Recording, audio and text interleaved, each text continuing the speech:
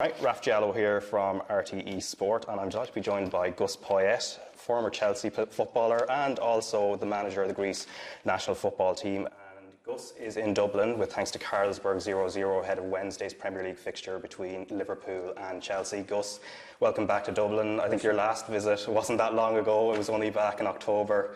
Not a particularly happy occasion from an Irish supporter's point of view, but your words afterwards about the Irish fans and also just the atmosphere in the Viva Stadium did capture a bit of attention here. Can you just tell us about your feelings for the Irish fans and what impressed you most? Well, I think I was clear. We played different places in the last 2 years with the national team, and the atmosphere I saw from the moment we left the hotel to the stadium, all the warm up, because I had to do the television for Greece, so I had to come out. Normally I don't go out for the warm ups, and then during the game, even us winning, the atmosphere was there. I thought it was impressive to a point that that's the only games I miss as a football player.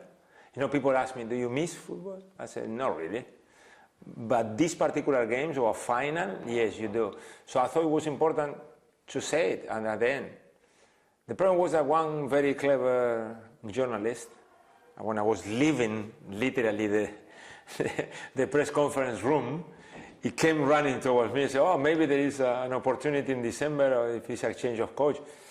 And then I said, I finished contract, nothing else, and I left, so it was a little bit of news. But apart from that, nothing. My contract still finished in 31st of March. What can I say? Nothing else. The rest is all public, that that it's been everywhere. Yeah. But personally, there is no contact, there is nothing.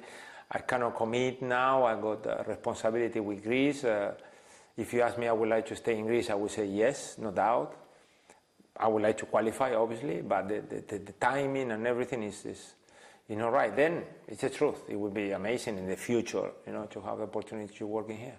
So just to clarify, because the reports were suggesting in terms of shortlists that perhaps your name would have been in and around it, there's been no contact from the Football Association of Ireland, not from your side and not from them. No, and I will say something about one previous interview that I had. People say, well, are you expecting? I said, listen, first, maybe I'm not the person that the Federation is looking for. They're looking for characteristics of a coach. Or also maybe they are being respectful that I'm under contract. And nobody likes that they come in to take your coach when it's 2 months into a playoff. So either way, you have to accept it. So either if I'm not, or either if they are being respectful. So I'm calm. It's not the first time I finish my contract. It happened as a footballer. I'm just focused on playoff, like crazy focus in the 2 games that they come in. But would you have if it opened up and if the FAI were to be in contact at the moment, there's a bit of uncertainty about who the next manager will be. Would you be open to it? Me, until the 1st of April, nothing. Absolutely nothing. Okay. Now, just thinking back to the games in October and then the game in Athens last June, tactically it was very, very interesting in terms of how your Greece team played. Obviously, you won both games, but when you were setting up to face Ireland in June in Athens and, they're coming with a 3-5-2, what were the weaknesses you saw that we were looking to exploit? Because the right side of your team and the left side of the Irish team, that seemed to be where the game was won. Well, we are two things. One, obviously, depending on the system of the position, we work a little bit. It's not time, as you know, but we work, or we try to convince the players where we think is going to be the spaces. When you're talking about our right side, when the 3 players that they play the most on the right side, they are fit and they play together, we are a little bit right-sided, I have to say, okay? Obviously, we've got an absolutely fantastic left back on Tsimikas, but that triangle on the right has been working very well naturally. So we tend to go in that side. Saying that, obviously the spaces are on the side, so we're working a little bit how to make sure that we were able to use those situations. Then at halftime it was a change, and I think the second half is not anymore about the spaces. It's not like you said about the understanding of our players playing on the right than Republic of Ireland system or way of playing. It was very close. It was a game that, one goal one way or the other, you needed some quality to make the difference. So I think it was important. For us, as a staff, it was much more important the second game. Yeah, because you mentioned, I think, after the game, and you won 2-0 and 2 goals on the counter-attack, that Ireland's system surprised you a little bit and you had to adapt. Yeah, because sometimes you prepare the game thinking what is going to happen, and then obviously we knew that the first 10 minutes it would be very difficult. You need to get through those minutes without conceding, but then when you need to impose your game. And it was a moment in the first half, I cannot tell you for sure if it was before or after the first goal, that I felt as a coach, and I remember talking to my assistant, we are here. When the coach feels the team is here today, you got a great chance to win. Obviously, the players, they need to score, they need to make it happen. And the key moment is the second goal. You go half-time 1-0, different game second half. With the 2-0, it gave us a platform to go the second half and play more relaxed. But that performance here and the way we play here, it really gave me plenty of information for what is coming next. Because I hope you agree, there is 2 or 3 levels of national teams in Europe. There are the tops, the top. Then there is a group there that we are all mixed, which, I repeat, Republic of Ireland was in the 3rd pot in the draw. We were the 4th. But we are all there. The difference are little. And then there is a group that, unfortunately, they are a little bit below. So for me, specifically, it was very important to see if the system that we play, it was good enough to beat the teams around us. And at the moment, it's working. Then with the ones above, it's been difficult.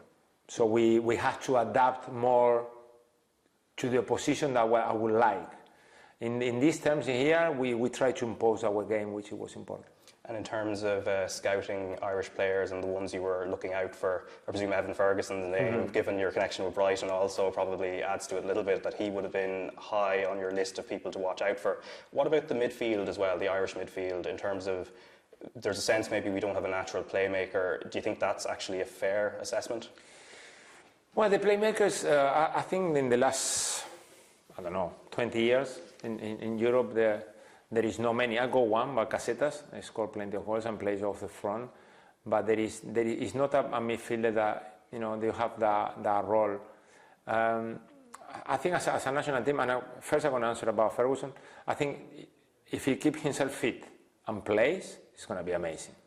But there is a moment now in his career already got there, Premier League, international level. It shows everybody what he can do. Now it's a matter of being fit and playing, nothing else.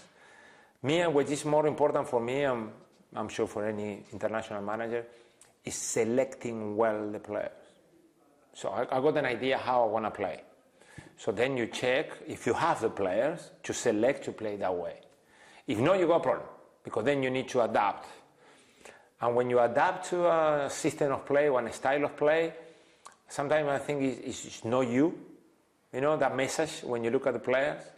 And I like to look at the players and the players to believe that what we're going to do is better for them and better for the team. So it's important, the selection. And I as any coach, international level, as soon as you don't select one player, bang, it's coming for you, everybody.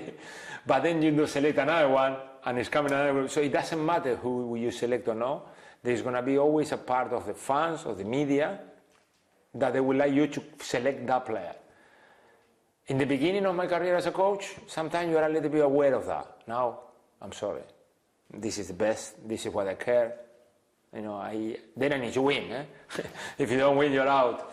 But I'm very calm about that, and I know why. There is a reason, a strong reason, and then people need to respect. And depending on how I do, I'm good enough or not.